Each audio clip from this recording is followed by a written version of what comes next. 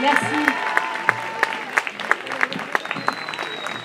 Merci à vous toutes et à vous tous qui êtes là, encore une fois, comme chaque semaine, et partout en France, pour dire cessez-le-feu immédiat, pour dire aujourd'hui stop au génocide.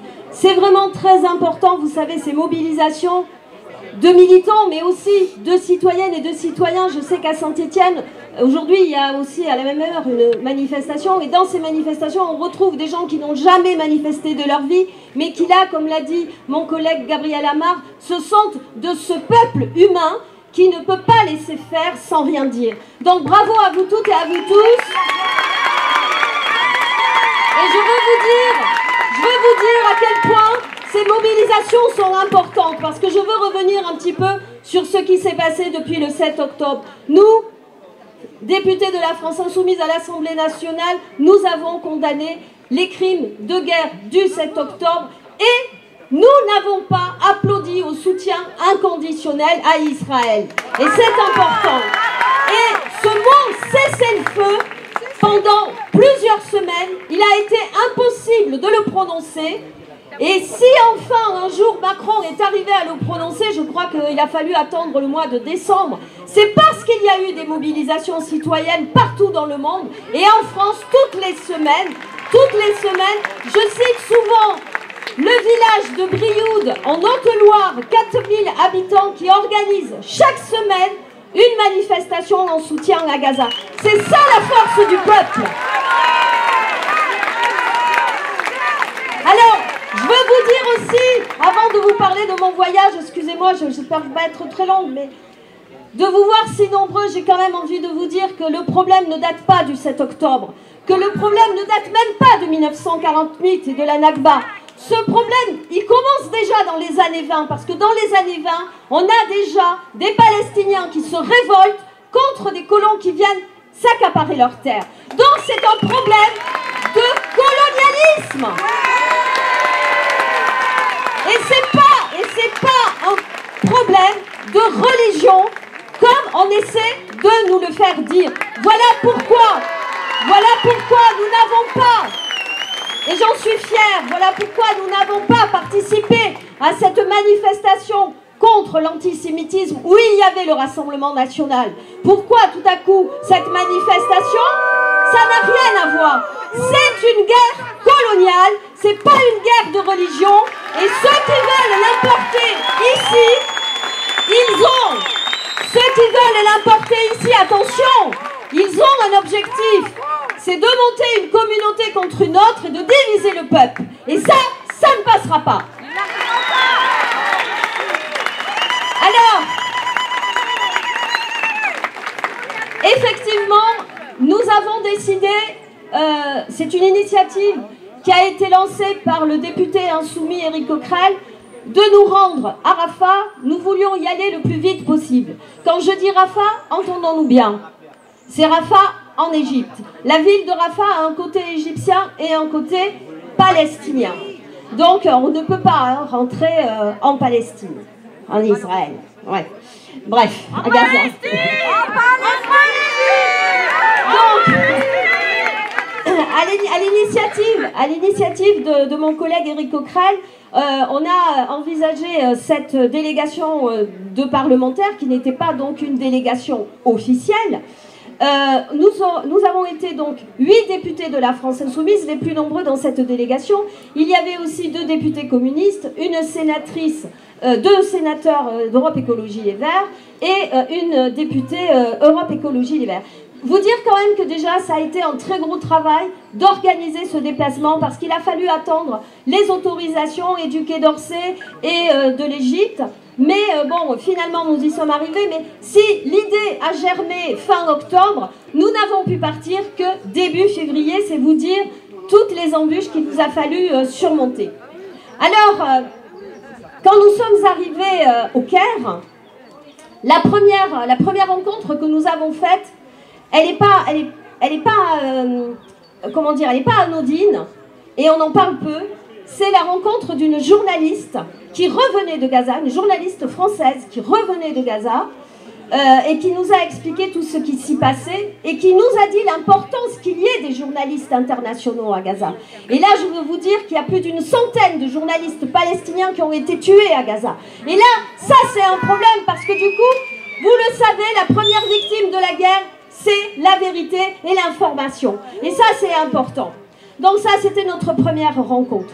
Ensuite, avant de nous rendre à la frontière, nous avons pu rencontrer l'ambassadeur de Palestine en Égypte, avec qui nous avons pu discuter, et il a bien sûr pu nous dire toute l'inquiétude qui était la sienne, et à quel point il comptait sur notre pays. Mais notre pays, c'est-à-dire, enfin bon, le gouvernement, mais voilà, le gouvernement, ça n'est plus le gouvernement qu'on a envie presque de regretter de Gaulle ou de Villepin, qui ont toujours eu une position très claire par rapport à ça.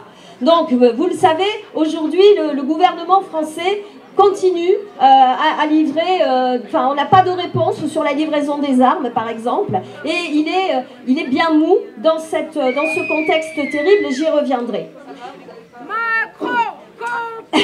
Nous avons pu rencontrer aussi nos homologues égyptiens, c'est-à-dire des députés et des sénateurs d'Égypte, qui eux aussi nous ont dit toute leur inquiétude, qui eux aussi nous ont dit la solidarité qu'ils éprouvaient à l'égard du peuple palestinien et combien ils voulaient aussi ce cessez-le-feu. Et certains, ça a été terrible, certains députés égyptiens nous ont dit, nous ont interpellés, mais vous, représentants du peuple français, représentants de la France, du pays des droits de l'homme, du pays des libertés, que faites-vous? Comment ça se fait? Ben oui, mais nous sommes dans l'opposition. Malheureusement, nous n'avons pas le pouvoir, comme l'a dit mon collègue. Donc, nous avons expliqué que nous sommes dans la rue avec les gens qui se mobilisent, et à l'Assemblée, comme l'a dit Gabriel Amar, nous relayons vos voix et nous faisons pression sur le gouvernement. Ensuite, nous avons pu... Nous sommes approchés donc de la frontière. Alors, pendant mon voyage, j'ai fait un petit carnet de bord. J'en ai apporté une 50aine d'exemplaires que j'ai laissés là-bas. Si certains sont intéressés, vous pouvez m'écrire et je peux vous les envoyer aussi. Donc, vous verrez les images. Mais quand nous arrivons à la frontière, vous savez ce qui me choque le plus, c'est à la frontière égyptienne. Hein, je précise bien, on n'a pas pu passer à Gaza. Ce qui me choque le plus, c'est le silence. Parce que la nuit même, il y avait eu des bombardements et le matin, quand nous partons, nous ne savions pas si nous pourrions même aller à la frontière. Et quand nous arrivons, moi j'imagine du bruit, de la fumée, parce que la frontière est à 50 mètres, hein, y a des portes et voilà. Et en fait, c'est ce silence, je dirais, assourdissant, parce que je sais que derrière ces portes, il y a des gens qui meurent, il y a des enfants qui meurent pas simplement sous les bombes, qui meurent de faim, qui meurent parce qu'on ne peut pas traiter leur maladie, etc. Donc ce silence vous prend à la gorge parce que vous avez envie de crier. Et ce silence, il est empêché par des drones israéliens qui ont tourné au-dessus de nos têtes pendant tout le temps où nous sommes restés là. C'est-à-dire, nous y sommes restés à peu près 3 heures. En 3 heures, nous n'avons vu qu'un seul camion franchir la frontière. Qu'un seul camion.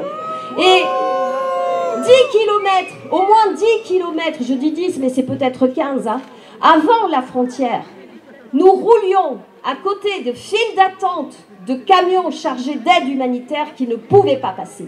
Et je le dis, si ces camions humanitaires ne passent pas, ce n'est pas parce que l'Égypte les en empêche. C'est parce que c'est Israël qui leur demande de faire 50 km de plus au sud pour passer 4 vérifications et revenir encore. Les 4 vérifications, je ne sais plus ce que c'est, mais bon, elles n'aboutissent jamais. Donc, les camions, quand ils arrivent à Rafah, ils font 100 km, donc 50 allers-retours, ça fait 100, et ils attendent encore. Et là, nous en avons vu des kilomètres et des kilomètres chargés de nourriture, chargés de produits d'hygiène et de santé qui attendaient. Un véritable scandale.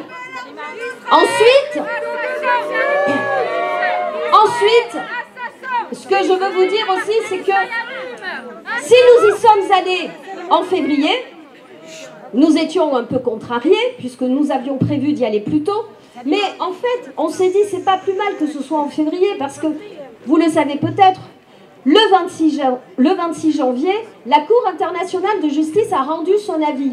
Elle avait été saisie par l'Afrique du Sud sur une enquête. Est-ce qu'il y a vraiment un génocide en Israël? Qu'est-ce qu'en pense la Cour internationale de justice? Et la Cour internationale de justice a rendu son avis en donnant à Israël l'ordre de respecter 6 mesures conservatoires. Je vais vous les lire, parce que du coup, nous, quand nous y sommes allés, on s'est dit, eh bien, on va vérifier si ces 6 mesures conservatoires sont appliquées. Alors, on a s'abstenir de commettre des actes entrant dans le champ d'application de la Convention sur le génocide. Cette Convention sur le génocide, c'est une convention qui a été signée par plus de 150 pays, dont la France. Et donc, tous les pays doivent la respecter, Israël aussi. Prévenir l'incitation directe et publique à commettre le génocide. Alors ça, vous voyez que même depuis le mois de février, on n'y est pas. Parce que les prises de parole des ministres israéliens, du chef des armées et même du Premier ministre Netanyahou, il est quand même pas dans ce sens-là. Ensuite, punir cette incitation. C'est-à-dire qu'Israël devrait punir cette incitation. Donc en fait, elle devrait punir le Premier ministre et les ministres qui ont ce genre de propos. Prendre des mesures efficaces et immédiates pour l'acheminement de l'aide humanitaire à Gaza et conserver les preuves liées à l'accusation de génocide et présenter un rapport à la Cour internationale de justice d'ici un mois. C'est-à-dire que normalement, du 26 janvier, donc 26 février, le 26 février, Israël aurait dû présenter un rapport expliquant qu'elle avait respecté ces 6 mesures. Ce rapport, on l'attend encore, il n'est jamais venu.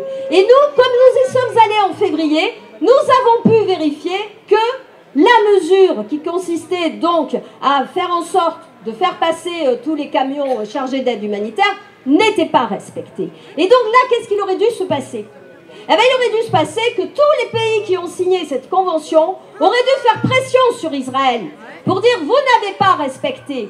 Et donc, on prend des sanctions. On peut prendre des sanctions économiques, par exemple. On l'a fait pour la Russie. Pourquoi on ne le fait pas pour Israël ? Ça aurait pu être possible. Et je veux le dire aussi, nos députés européens, parce qu'il se passe des choses au Parlement européen. Les députés européens, ils auraient pu aussi, nos députés l'ont demandé, de demander à rompre l'accord qui existe entre l'Europe et Israël.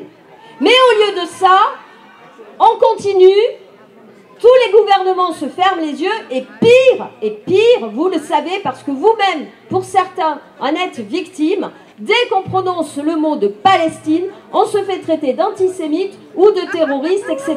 Vous l'avez vu? On est là, dans un moment très grave, parce que, je vous le rappelle, notre présidente de groupe parlementaire a été convoquée par la police. Pourquoi? Pour un communiqué de presse que nous tous, députés de la France Insoumise, avaient signé. Donc moi, j'avais dit à Mathilde, moi aussi, je veux être convoquée. On aurait dû tous y aller. Être convoqués tous. Pourquoi? C'est un communiqué de presse. C'est l'expression de l'opposition. Et là, on est dans un moment très grave parce que dès qu'on commence à prononcer ce mot-là, on est taxé de tous les mots et on nous empêche de parler. Mais on ne nous empêchera pas de continuer à griller. Villeurbanne.